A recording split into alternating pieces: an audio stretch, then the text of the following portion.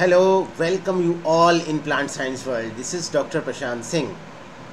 आज हम लेके आए हैं एमसीक्यूज़ के आंसर्स को। तो अभी इकोनॉमिक बॉटनी यानी कि जो बीएससी फोर्थ सेमेस्टर का यूनिट फर्स्ट है बॉटनी का, इकोनॉमिक बॉटनी, जिसके कि क्वेश्चंस अपलोड किए गए थे पिछले हफ्ते में। अप्रॉक्सीमेटली 60 क्वेश्चंस थे, 60 question from the economic botany unit first से। तो आज हम उसके सॉल्यूशंस को डिस्कस करेंगे एंड आई होप यू आप सब ने क्वेश्चंस को सॉल्व किए होंगे। अगर कुछ लोग नहीं कर पाए हैं तो प्लीज़ सारे क्वेश्चंस को सॉल्व करिए, क्योंकि आपके सारे एग्ज़ाम्स बहुत जल्दी होने वाले हैं। एग्ज़ाम्स ड्यू हैं, एमसीक्यूज़ में होंगे, यानी कि ऑब्जेक्टिव क्वेश्चंस होंगे। आप सब जानते हैं सेकेंड और फोर्थ यूनिट सेमेस्टर होने वाला है जो कि एमसीक्यूज़ हैं। तो आपको क्वेश्चन सॉल्व करने हैं। आज हम इकोनॉमिक बॉटनी के आंसर्स को डिस्कस करेंगे। तो अब शुरू करते हैं फटाफट आंसर्स डिस्कस करना। तो okay, this is the MCQs with solutions. ये मल्टीपल चॉइस क्वेश्चंस हैं विथ सॉल्यूशंस। इसमें हमने कवर किया है BSc fourth semester botany unit first.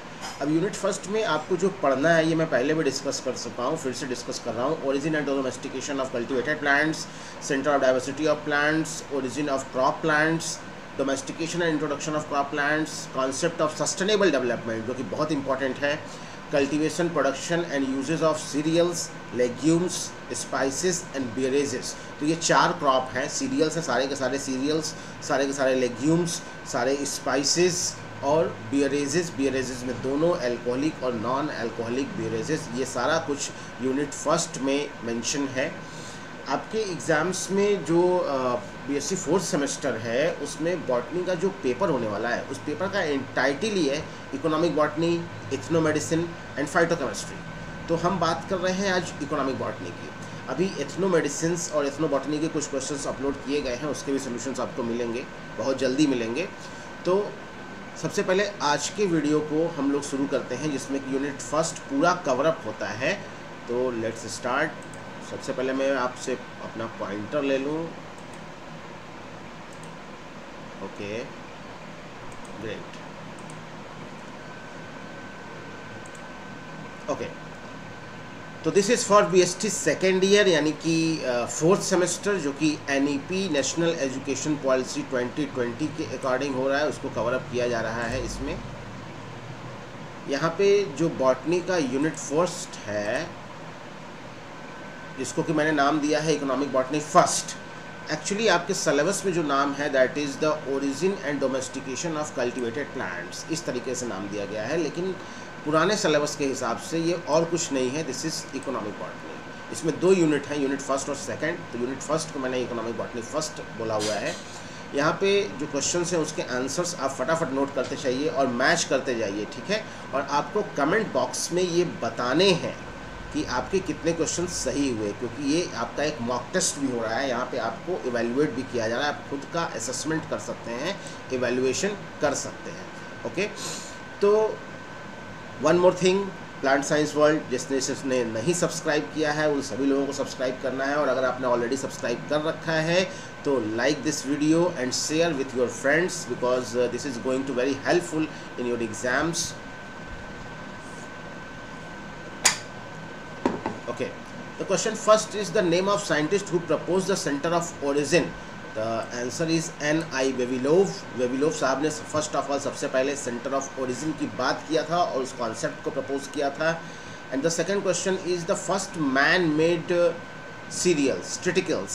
This is man-made cereals, don't forget that. Triticles has been developed from the cross between. तो man-made cereals जो triticles है वो क्रॉस कराया गया है 2 अलग अलग क्रॉप प्लांट्स का, जिससे कि डेवलप किया गया है, दैट इज़ wheat एंड राई, यानी कि ट्रिटिकम एंड स्केल सीरियल्स। राई को स्केल सीरियल्स कहते हैं। और इसकी भी प्लॉइडी, ये जो ट्रिटिकल्स है इसकी प्लॉइडी 6N होती है, यानी कि ये हेक्साप्लॉइड होता है।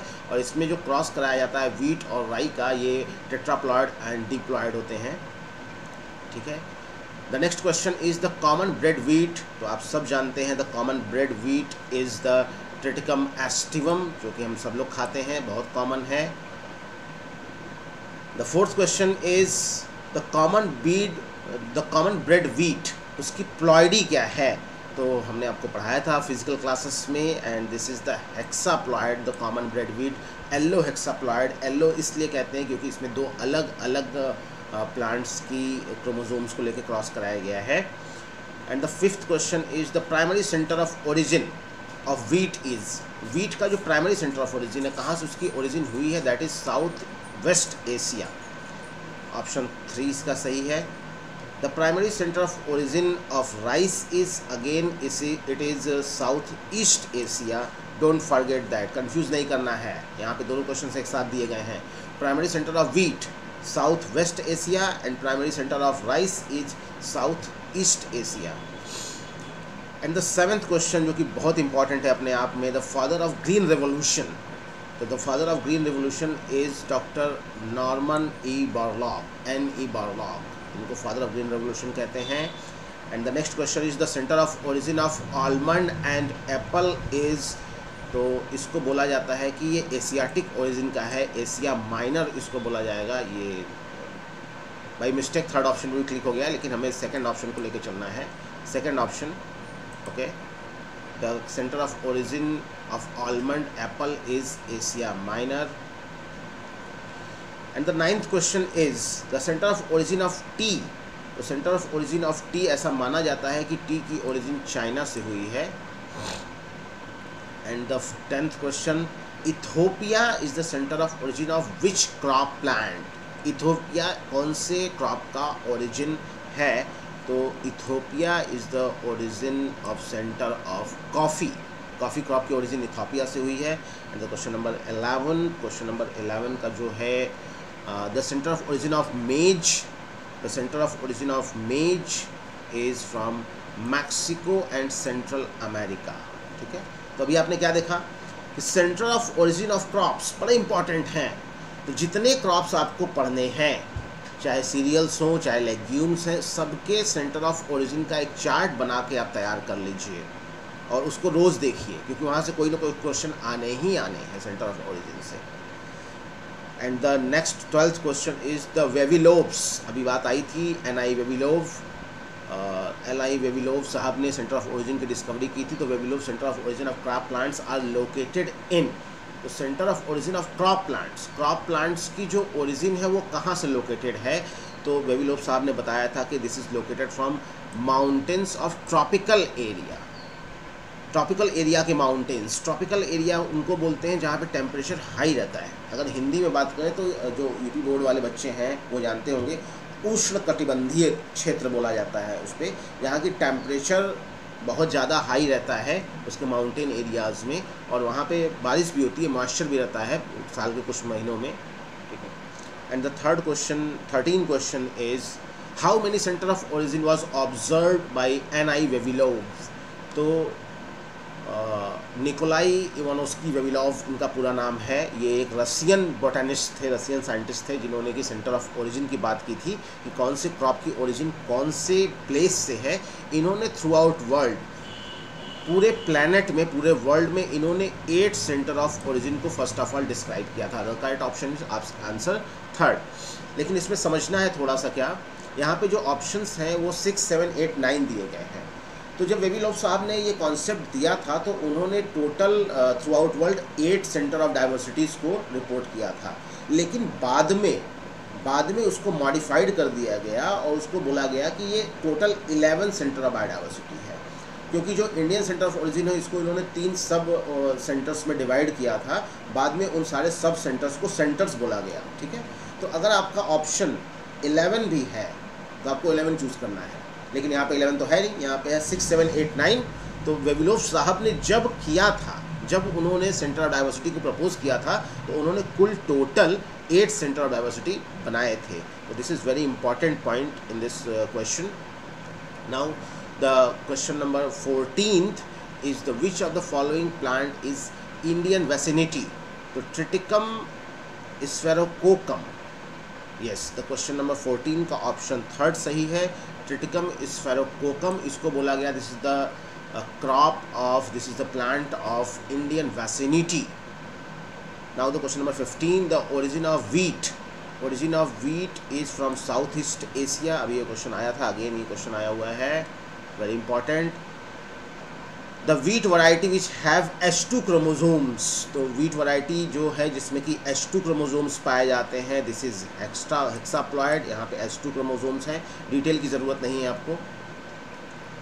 Now 17th question, the Mexican dwarf wheat variety come in India by which scientist, तो जो मैक्सिकम ड्रॉप वीट वैरायटी है, जो सबसे ज़्यादा इवॉल्व हेक्साप्लॉयड वैरायटी है, वो इंडिया में कौन से साइंटिस्ट लेके आए थे? Again he is the father of green revolution. Okay, I am so sorry, ये दोनों पे क्लिक हो गया, कैसे इसको रिवर्स कर सकते हैं हम लोग? कंट्रोल जेड करते हैं, ओके हो गया, थैंक यू। वाओ, टेक्निक्स पते होने चाहिए, मैंने एक तुक्का लगाया और वो हो गया, ठीक है, इट्स ओके। तो मैक्सिकन ड्रॉप वीट वैरायटी जो है, वो वैरायटी इंडिया में लाने वाले जो थे scientist, he is the Norman Borlaug, जो कि फादर ऑफ ग्रीन रेवोल्यूशन भी माने जाते हैं। देखिए ग्रीन रेवोल्यूशन है क्या, इसको हिंदी में बोलते हैं हरित क्रांति।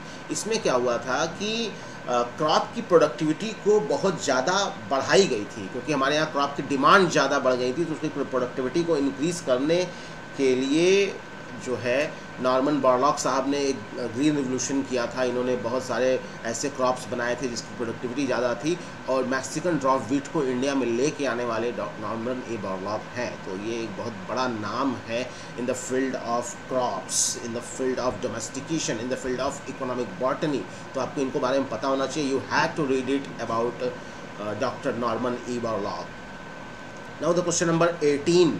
क्वेश्चन नंबर 18 में क्या है कि which country has the largest area of wheat production, तो इंडिया, हमारे यहाँ वीट का प्रोडक्शन बहुत होता है, वी हैव लार्जेस्ट एरिया, हमारे यहाँ जितना भी पंजाब और हरियाणा का एरिया है वहाँ वीट का प्रोडक्शन बहुत होता है। Now the inflorescence of wheat is called, the inflorescence of wheat. अब देखिए यहाँ पे थोड़ा सा कन्फ्यूजिंग है, क्योंकि वीट में कौन सा इन्फ्लोरेसेंस होता है, तो वीट में पाया जाता है इन्फ्लोरेसेंस स्पाइक ऑफ स्पाइकलेट, जो अरेंजमेंट है। यहाँ पे ऑप्शन में देखिए, ना स्पाइक है ना स्पाइकलेट है, कुछ भी नहीं है। पेनिकल है, आप कंफ्यूज करेंगे, पेनिकल आंसर लगाएंगे, क्योंकि पेनिकल राइस में पाया जाता है। फैमिली पोएसी जो है, ग्रामिनी फैमिली जिसको कहा जाता है, यहाँ पे जो इन्फ्लोरेसेंस है वो स्पाइक है, स्पाइक ऑफ स्पाइकलेट है, और पेनिकल है। पेनिकल राइस में पाया जाता है। स्पाइक एक सिंगल फ्लोरेट्स को बोलते हैं, और बहुत सारे ग्रुप में जब होते हैं तो उसको स्पाइकलेट्स बोलते हैं। स्पाइकलेट्स एक सिंगल फ्लोरेट्स को बोलते हैं, और सारे ग्रुप में बनाकर उसका स्पाइक बनाते हैं। ये बोटानिकल डिस्क्रिप्शन की बात है, फैमिली पोएसी में पढ़िएगा। तो स्पाइक ऑफ स्पाइकलेट जो इन्फ्लोरेसेंस है, इसको कॉमनली बोला जाता है ईयर। तो यहाँ पे थोड़ा क्वेश्चन को घुमाया है।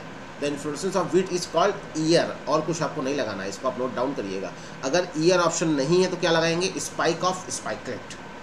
Okay, now the question number 20, the temperature range which required for grain feeling, this is the second option. 23 degree Celsius to 25 degree Celsius ये टेम्परेचर रिक्वायर्ड होता है for grain filling in crop plants. Now the next one is question number 21, what is the recommended dose of NPK respectively, तो कौन सा dose इस्तेमाल करना चाहिए generally crop plants के लिए, वीट प्लांट के लिए, वीट और राइस के लिए, सीरियल्स की बात हो रही है यहाँ पे, सीरियल्स के लिए। तो N for nitrogen, phosphorus and potassium, जो कि फर्टिलाइज़र हैं, इनऑर्गेनिक फर्टिलाइज़र हैं, इनके लिए जो एक्सपेक्टेड डोज है, जो रिकमेंडेड डोज है, दैट इज़ 120:60 एंड 40, यानी कि नाइट्रोजन 120% होना चाहिए, फास्फोरस 60% होना चाहिए, और पोटेशियम 40% होना चाहिए। Now the next question number 22, this is very important question. Phalaris minor, Phalaris minor एक बहुत कॉमन वीड है जो कि पाया जाता है वीट के फील्ड में, गेहूं के खेतों में एक बहुत कॉमन वीड है, खरपतवार है जो कि पाया जाता है फाइलेरिस माइनर। इसे कॉमनली कहते हैं गेहूं का मामा, आपने देखा भी होगा गांव में। तो ये कौन सी फैमिली से बिलोंग करता है? अब यहाँ पे आपको देखना है, ग्रामिनी दिया हुआ है, साइप्रेसी दिया हुआ है, सोलेनेसी दिया हुआ है, यूफॉर्बिएसी दिया हुआ है, तो the correct name is ग्रामिनी। Okay, now the next question, question number 23, at which stage first irrigation should be done? Crop को पहली इरिगेशन, पहली सिंचाई कब करनी चाहिए? तो the correct option is first, CRI। CRI का मतलब होता है crown root initiation. Crown root वो बोलते हैं जो क्राउन शेप, जो ताज के आकार का होता है। क्राउन का मतलब होता है ताज, जो किंग होते हैं, जो राजा होते हैं, उनके जो मुकुट होते हैं, उसको क्राउन बोला जाता है। इंग्लिश में। तो जो फर्स्ट रूट ओरिजिनेट करती है वो क्राउन शेप की होती है, ठीक है। तो जब रूट ओरिजिनेट करती है, फर्स्ट रूट यानी कि क्राउन रूट जो ओरिजिनेट करती है, उस समय पहला इरिगेशन करना चाहिए। Now to question number 24 question is directorate of wheat research is located at which place? तो this is located at Karnal में wheat research institute है, वहाँ पे उसके डायरेक्टरेट लोकेट किए जाते हैं। The chromosome number of rice, तो क्वेश्चन नंबर 25, तो question number 25 the chromosome number of rice is diploid number यहाँ पे होता है 32।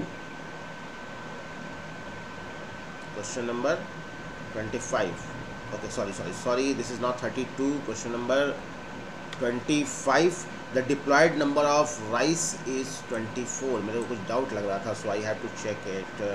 okay, 25 क्वेश्चन जो है इसका करेक्ट आंसर जो दिया हुआ है डिप्लॉयड नंबर राइस का वो 24 होंगे। 2n is equal to 24 chromosome, this is the correct answer, don't be confuse. Now the fruit of rice is known as, तो rice is belongs to family Poaceae या Gramineae, और ग्रामिनी जो family होती है उसके जो फ्रूट्स होते हैं दैट इज कैरियोप्सिस, ये एक ड्राई फ्रूट है।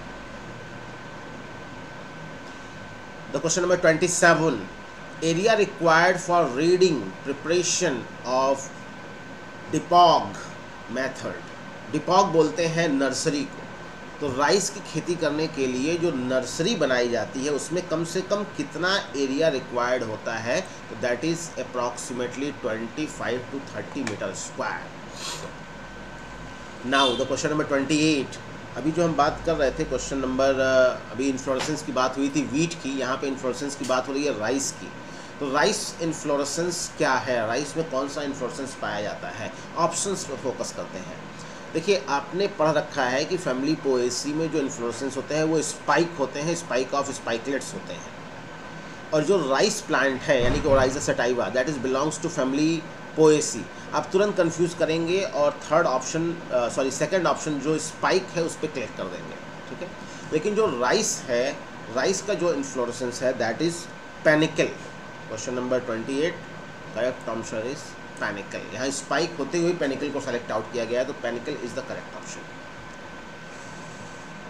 Now the question number 29, Khaira disease. Khaira disease is caused by rice due to deficiency of zinc. Zinc की कमी से ये होता है खैरा डिजीज, जो राइस में होता है। Now the question number 30, this is very important. मैं हमेशा कहता हूँ कि कुछ क्वेश्चंस बड़े इंपॉर्टेंट होते हैं, जैसे जो इंस्टीट्यूट्स के नाम होते हैं। तो यहाँ भी बात की जा रही है ICAR यानी कि Indian council of agricultural research, इसकी जो लैब है rice research institute, Indian Institute of rice research, ये कहाँ पाया जाता है? तो ये जो राइस रिसर्च इंस्टीट्यूट है that is located in Cuttack Orissa में राइस रिसर्च इंस्टीट्यूट है, ठीक है। यहाँ पे एक चीज़ और आपको समझना है कि एक और बहुत ज़बरदस्त इंस्टीट्यूट है जिसको बोलते हैं IRRI, international rice research institute. इसका जो रीजनल सेंटर है ये इंटरनेशनल लेवल का है, करेक्ट। यहाँ जो बात की जा रही है वो बात की जा रही है Indian Institute of rice Research. तो Indian Institute of rice Research जो है वो कटक उड़ीसा में है, ऑप्शंस दिए हैं। यहीं पे मैं एक और क्वेश्चन डिस्कस कर रहा हूँ जो मेंशन नहीं है। उस क्वेश्चन में ये पूछा जाएगा आपसे कि IRRI, international rice research institute, इसका इंडिया में कौन सा सेंटर है? तो इंडिया में इसका साउथ एशियन रीजनल सेंटर है जो कि वाराणसी UP में लोकेटेड है। और हम जिस यूनिवर्सिटी में पढ़ाते हैं that is also located in Varanasi, Mahatma Gandhi Kashi Vidyapith University. So ये क्वेश्चंस महात्मा गांधी काशी विद्यापीठ यूनिवर्सिटी के बच्चों के लिए बहुत इंपॉर्टेंट है कि वाराणसी में राइस का कौन सा रिसर्च इंस्टीट्यूट लोकेटेड है। तो that is regional centre, south Asian regional centre of international institute of rice research located in Varanasi UP, ठीक है। ये दो क्वेश्चंस मैंने डिस्कस किए। Now the question number 31, ideal water logged level in wet cultivated rice field is 2 to 5 centimetre, यानी कि धान के खेतों में कम से कम कितना पानी होना चाहिए हमेशा? तो 2 सेंटीमीटर से 5 सेंटीमीटर होना चाहिए। Now the question number 32, this is another very important question. Due to consumption of polished rice, market में आप राइस लेने जाते हो, पॉलिश किया जाता है, बहुत सुंदर वाइट दिखता है, हम उसे लेके आते हैं, आप अगर कभी होटल और रेस्टोरेंट में खाने जाते हैं तो वहाँ एकदम फ्रेश वाइट कलर का स्टीम्ड राइस आपको मिलता है, बहुत ज़्यादा वाइट रहता है। हम उसे लेके आते हैं, खाते हैं और हम लोग बहुत खुश होते हैं, वाह मैंने बहुत अच्छा चावल खाया आज। लेकिन आपको समझना है, you are the student of science, आप समझते हैं साइंस को। जो पॉलिश्ड राइस होते हैं उसको वाइट करने के लिए उसकी जो मतलब घिसाई होती है, अच्छे से घिसाई होती है, वहाँ से कुछ चीज़ें रिमूव्ड आउट हो जाती हैं, उस पर पॉलिशिंग होती है, पॉलिशिंग मैग्नीशियम सिलिकेट की होती है, कैल्शियम कार्बोनेट की होती है, ठीक है। लेकिन जब पॉलिश करते हैं तो जब कोई भी चीज़ पॉलिश करते हैं ना तो पहले उसकी घिसाई करते हैं। अगर आपके घर में भी कभी पॉलिश वगैरह होता है ना, दरवाजे खिड़कियाँ, तो पहले जो आते हैं वो करने वाले जो मजदूर होते हैं वो पहले दरवाजे और खिड़कियों की घिसाई करते हैं, फिर उसके बाद उसकी पेंटिंग और पॉलिशिंग करते हैं। ऐसे ही राइस की जब पॉलिशिंग होती है तो सबसे पहले उसकी घिसाई करते हैं, उसको अच्छे से ड्रिल्ड किया जाता है, उसको जो मशीनें होती हैं उसमें उसकी कुटाई होती है धान की, तो उसी में अच्छे से किया जाता है। उससे क्या होता है कि जो सबसे ऊपरी कवर है, सबसे ऊपर का लेयर है राइस का, वो रिमूव आउट हो जाता है और उसके बाद मैग्नीशियम सिलिकेट और कैल्शियम कार्बोनेट की कोटिंग कर दी जाती है, जिससे राइस चमकदार हो जाता है। तो जो सबसे ऊपरी कवर है राइस ग्रेन का, जब उसे रिमूव करते हैं तो जो न्यूट्रिशन था उसमें, जो न्यूट्रिएंट वैल्यू थी वो कम हो जाती है। एक चीज़ समझिए, एज अ न्यूट्रिशन साइंटिस्ट आपको मैं ये बताना चाहूँगा, न्यूट्रिशन एक्सपर्ट बताते हैं, ऐसा लिखा हुआ है बहुत जगहों पे कि रफेज बड़ा इंपॉर्टेंट है, मेंटल बड़ा इंपॉर्टेंट है। हर वो ग्रेन जो हम खाते हैं, जिसको हम जितना रिफाइन करते हैं उतना ज़्यादा उसका न्यूट्रिशन वैल्यू कम होता जाता है। हम अगर वो खाते हैं, आटा खाते हैं, गेहूं का आटा, फ्लोर, उसको हम जितना बारीक पीसेंगे उतना ज़्यादा उसके न्यूट्रिशन वैल्यूज़ कम होते जाते हैं। कभी कभी कुछ लोग करते हैं, आटे को छान देते हैं छलनी में, जब उसको छानते हैं तो उसमें जो उसको निकल के आता है बाहर, जिसको हम लोग फेंक देते हैं, सारा न्यूट्रिशन वही था। कुछ लोग एप्पल खाते हैं तो उसे छील देते हैं, तो एप्पल के छिलके में बहुत सारा न्यूट्रिशन है जो रिमूव आउट हो गया। इसी तरह से जब हम राइस की पॉलिशिंग करते हैं या दालों की पॉलिशिंग करते हैं तो उसके अपर मोस्ट लेयर को रिमूव आउट करते हैं, तब उसके बाद पॉलिश करते हैं। जो अपर मोस्ट लेवल को रिमूव आउट किया तो उसमें बहुत सारा न्यूट्रिशन रिमूव हो गया। और राइस के केस में सबसे ज़्यादा रिमूव जो होता है दैट इज़ थायमीन या विटामिन B1, और जिसकी डिफिशियंसी से जो डिजीज़ होती है दैट इज़ बेरी डिजीज़। तो इस क्वेश्चन का आंसर क्या हुआ? Due to consumption of polished rice human के अंदर जो डिजीज़ कॉज्ड होगा दैट इज़ बेरी डिजीज़। ठीक है, तो आई होप आपको बहुत सारी इन्फॉर्मेशन मिली इस क्वेश्चन में। तो प्लीज़ नोट डाउन, क्योंकि मैं लिख तो नहीं रहा हूँ यहाँ पे, मेरे पास ब्लैक बोर्ड तो है नहीं कि मैं लिख के आपको बताऊँगा, तो आपको इसे सुनना है और नोट डाउन करना है। ये सारे क्वेश्चन आपको आगे के लिए भी फ़ायदेमंद होंगे। थोड़ा सा मैं घूंट ले लूँ। This is another very important green tea, green pekoe extract tea, very good for health. ये मेरा मॉर्निंग का टाइम है इसलिए मैं इसे कंज्यूम कर रहा हूँ। Now rice belongs to which family? बहुत सारी फैमिलीज़ के नाम लिखे हैं, आप इसे पढ़ेंगे। ग्रामिनी, कुछ लोग ग्रामिनी को कर देंगे, निशान लगा देंगे। फिर कुछ लोग कहेंगे यार ग्रामिनी तो पुराना नाम है, ग्रामिनेसी लिखा हुआ है, तो ग्रामिनी बहुत पुराना नाम है, ग्रामिनी का नया नाम ग्रामिनेसी हो गया है। कुछ लोग पोएसी फैमिली पे क्लिक करेंगे, कहेंगे यार ग्रामिनी तो पुराना नाम है, पोएसी पे क्लिक कर देते हैं। तो ग्रामिनी और पोएसी लगाने वाले बहुत सारे हैं, जिनको पोएसी नहीं याद होगा वो ग्रामिनी लगा देंगे। लेकिन ग्रामिनी का नया नाम पोएसी है। जो तेज बच्चे हैं जो पढ़ लिख के जाते हैं वो कहते हैं यार हमें तो पता है ग्रामिनी जो है वो तो पुराना नाम है, पोएसी जो नया नाम है उस पर क्लिक करूँगा। लेकिन यहाँ प्रॉब्लम क्या है कि rice belongs to which family, 4 option दिए गए हैं। ग्रामिनी जो कि पुराना नाम है, ICBL ने बोला ये पुराना नाम है, इसका नया नाम क्या है? पोएसी। और इस पोएसी फैमिली को कॉमनली हम लोग कहते हैं ग्रास फैमिली। तो ग्रामिनी भी सही है मेरे बच्चों, पोएसी भी सही है और ग्रास फैमिली भी सही है। तो correct option is all of these. आपको अवेयर रहना है, स्मार्ट रहना है, जागते रहना है। ऑब्जेक्टिव क्वेश्चन है, बहुत घुमाएगा आपको, ठीक है, कंफ्यूज नहीं करना है। Now move towards question number 34। 34 question पूछा गया है, ओरिजिन ऑफ राइस इज, ये क्वेश्चन फिर से रिपीट हो गया। तो south east Asia, the first option is correct, south east Asia. Lemma and palea is together called as. तो लेमा और पैलिया जो है वो टुगेदर उसको क्या कहते हैं? लेमा और पैलिया पाए जाते हैं फ्लोरिस्ट पार्ट्स हैं। जब हम फैमिली पोएसी या जो ट्रिटिकम एस्टियम है इसके फ्लावर को हम डाइसेक्ट करते हैं तो उसमें लेमा, पैलिया, लॉडिक्यूल्स, बहुत सारी चीज़ें मिलती हैं। तो लेमा पैलिया दोनों को एक साथ क्या कहते हैं? तो लेमा पैलिया दोनों को एक साथ कहा जाता है हल। ये हमने आपको बताया था क्लास में। तो option second is the correct. Okay, question number 36। The widely use nitrogen fertiliser of rice field, that is ammonium sulphate. इसमें कोई कॉन्सेप्ट नहीं है, आपको सीधे इसको याद कर लेना है। The rice variety known as miracle rice in India. Miracle rice, ये टर्म बड़ा इंपॉर्टेंट है। राइस की वो कौन सी वैरायटी है जिसे बोला गया miracle rice? The correct option is IR8। अब बात करते हैं इसको क्यों बोला गया कि ये मिरेकल राइस है। तो IR8 राइस जो है that is disease resistant rice. इसमें डिजीज़ नहीं लगते, इसकी प्रोडक्टिविटी बहुत ज़्यादा है और ये फेमाइन से फाइट करने में भी सक्षम है। फेमाइन, अगर कोई फेमाइन आती है, कोई आपदा आती है राइस फील्ड पे, तो वो उस पर भी फाइट कर लेता है। इसकी डिजीज़ रेजिस्टेंट कैपेसिटी बहुत ज़्यादा है और प्रोडक्टिविटी भी ज़्यादा है, इसलिए इसको बोला गया this is miracle rice of India. India की बात हो रही है भाई। Question number 38, nitrogen fixing bacteria present in rice field that is Azospirillum. This is again very important. Which gas is emitted from rice field? Question number 39, तो आप सब जानते होंगे मार्स गैस यानी कि मीथेन, जो कि राइस फील्ड से निकलती रहती है हमेशा। The scientific name of pigeon pea, अब हम लेग्यूम्स पे आ गए, that is Cajanus cajan. Okay, the most hard and drought tolerant crop among pulses. अब जो बच्चे गांव से बिलोंग करते होंगे वो जानते होंगे कि ड्रॉट रेजिस्टेंट यानी जिसको पानी चाहिए ही नहीं, जिसकी खेती करना बहुत आसान होता है, पानी बहुत कम, जो भी खेत ऊंचाई पे होते हैं जहाँ पानी नहीं पहुँच पाता या कम पहुँच पाता है, वहाँ पे हम कौन सी फसल लगाएं? तो पिजन पी, अरहर की फसल। अरहर की फसल कम पानी में भी पैदा हो जाती है। The correct option is 4। Sowing time of pigeon pea को कब खेतों में लगाना चाहिए? तो this is the option number 2, first fortnight of July, यानी जुलाई का जो पहला सप्ताह है उसमें हम लोग पिजन पी को खेतों में लगा सकते हैं। पिजन पी है क्या? दिस इज C3 प्लांट और C4 plant, short day plant और लॉन्ग डे प्लांट। तो question number 43, correct option is first, pigeon P is C3 short day plant.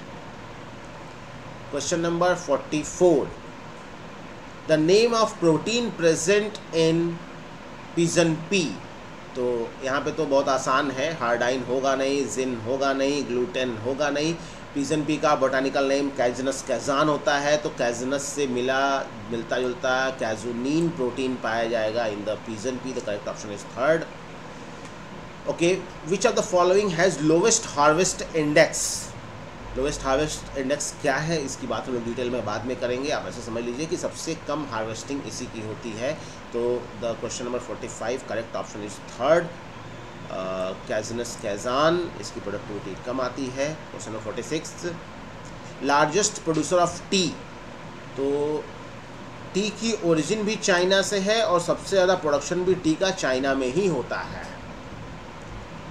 Okay, the colour of black tea is due to. तो black tea का जो colour है that is due to थिया रुबिनोज, इसके कारण होता है। Okay, sorry, the colour of black tea is due to thearubigins and थिया फ्लाविन्स, दोनों के कारण होता है। ठीक है, तो ब्लैक टी का colour due to thearubigins and थिया फ्लाविन्स।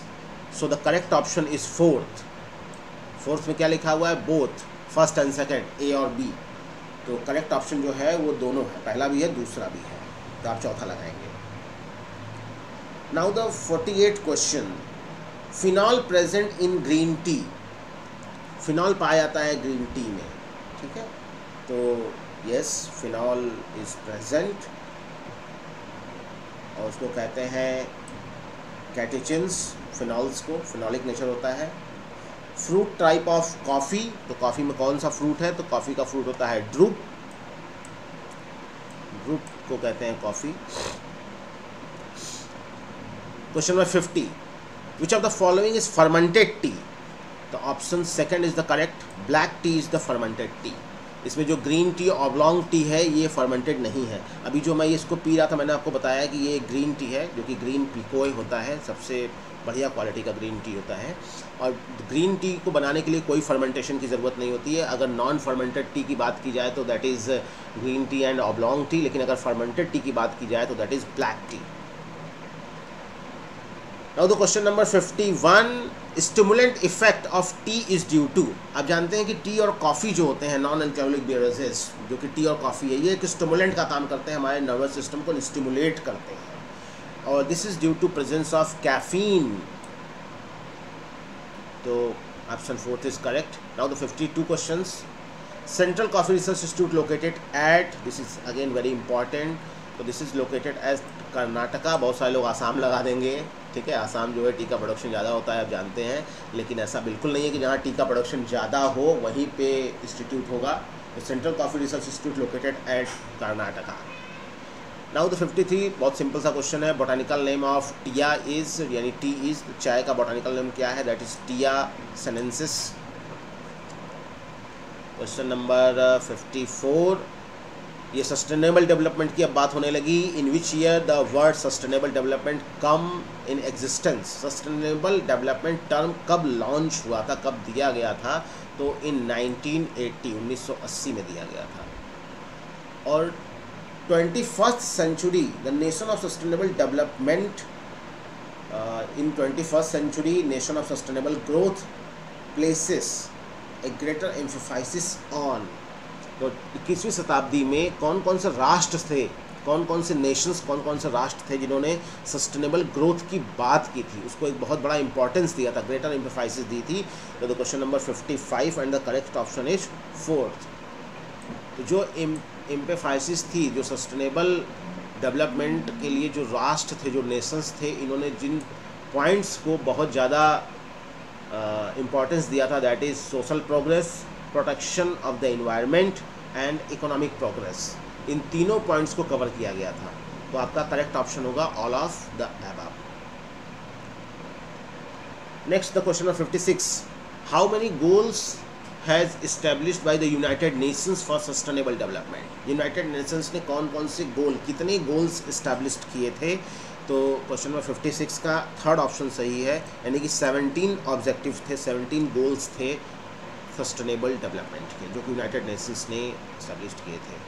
Now the question number 57, the United Nations conference of sustainable development UNCSD, United Nations conference on sustainable development is also known as. तो option correct is, option 2nd is the correct, that is Rio 2012। Rio is the name of place, और ये conference हुआ था 2012 में, तो बोला गया रियो 2012। रियो में एक और बहुत इंपॉर्टेंट कॉन्फ्रेंस हुआ है बायोडाइवर्सिटी का, जिसको रियो कन्वेंशन कहते हैं, जो 1992 में हुआ था, 1992 यानी कि 1992 में हुआ था। तो now the question number 58, the agenda of 2030 sustainable development knowledge acknowledge. 2030 में कौन कौन से एजेंडाज होंगे जिसको सस्टेनेबल डेवलपमेंट में एक्नॉलेज किया जाएगा। तो option A is the correct, people, prosperity, peace, partnership and planet. ये वो टॉपिक्स हैं, ये वो फैक्ट है जिनको एक्नॉलेज किया गया 2030 सस्टेनेबल डेवलपमेंट एजेंडा। ठीक है। Now the 59th question, A company long term viability can be indicate bye. किसी भी कंपनीज के लॉन्ग टर्म वायबिलिटी को कैसे इंडिकेट करते हैं। तो the correct option is 2nd, by the social economic deficiency, ये होना नहीं है। इन्वायरमेंटल क्वालिटी, अगर कोई कंपनी इन्वायरमेंटल क्वालिटी को मेंटेन करती है तो उसके लॉन्ग टर्म वायबिलिटी के ऑप्शंस बढ़ जाते हैं। इन्वायरमेंटल क्वालिटी को मेंटेन करना है। Now the last question 60, the first UN conference on environment and sustainable development occurs at. बड़ा इंपॉर्टेंट है ये कि यूनाइटेड नेशंस ने पहला कॉन्फ्रेंस किया था जो कि इन्वायरमेंटल डेवलपमेंट और इन्वायरमेंट एंड सस्टेनेबल डेवलपमेंट पे किया गया था, that is done in the city Stockholm's में हुआ था। So this is the 60 questions which I have covered from your unit number 1st। ये है आपका unit 1st, domestication and cultivated, domestication and origin of crop plants या cultivated plants से ये 60 question cover up किए गए 1st यूनिट से। तो आई होप आप सब लोगों ने इसको सॉल्व किया होगा। अगेन आपने जितने भी स्कोर किए हैं आप चेकआउट करिए, आप कमेंट बॉक्स में लिख भी सकते हैं कि हमने इतने स्कोर किए, ये ज़्यादा अप्रिशिएशन होगा आपके लिए भी हमारे लिए भी। और लास्ट में यही कहेंगे कि अगर आपको ये अच्छा लगा वीडियो, आपको क्वेश्चंस अच्छे लगे, फ्रूटफुल लगे तो शेयर विथ योर फ्रेंड्स। तो thank you so much. Okay, Tata.